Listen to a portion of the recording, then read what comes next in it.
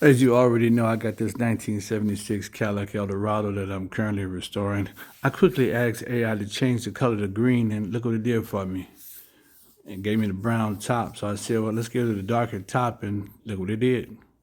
Wham. Which one do you like the most, that original brown, or you think I should change it to this dark green? Throw your comments in the comment section. But that's not the purpose of this Earned video. it. This is about the passenger side door actuator, which has gotten stuck. Just was broke over the years, even when I purchased the car. No, So I want to replace that actuator no. so that the lock can pop open, lock can lock on the command of the button. So I got to looking at it and trying to figure out how to get that out. We're going to need a 9mm socket to get that out. Here's a better look at it after I got it out of the car.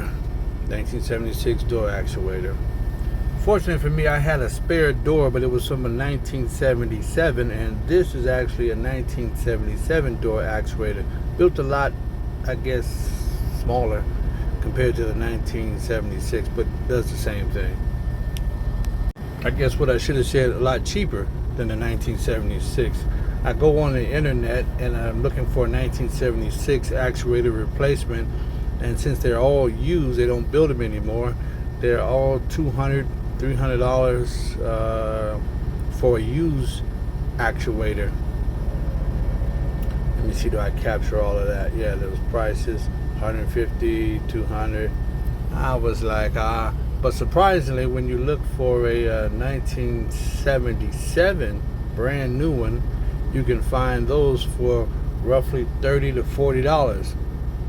But there's a big difference in the actual bracket that holds them in place.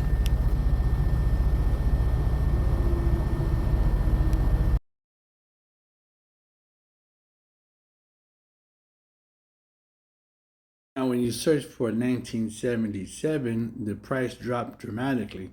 You can get a brand new one for $35, $30, $40, $50, brand new. Hadn't been worn and beat up, 50-year-old part from the 1976. The 1976 actuator is actually built, I would say, a little higher quality. It's a very solid unit made out of metal. All the parts on the inside seem to be metal.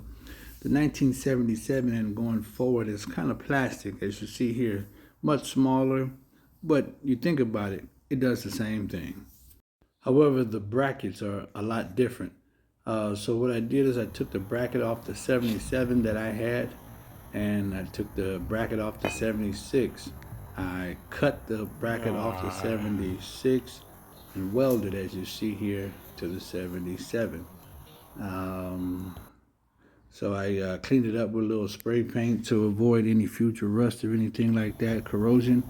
And voila, you got a bracket from a 1977 and a bracket from a 1976 combined.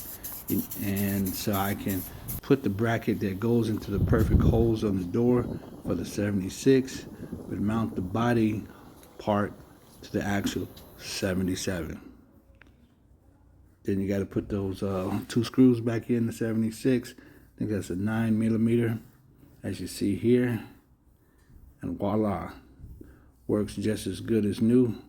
You got to use the arm of the actuator to place in that hole. You got to get one of these clips so that the poles stay within the bracket so it doesn't fall out.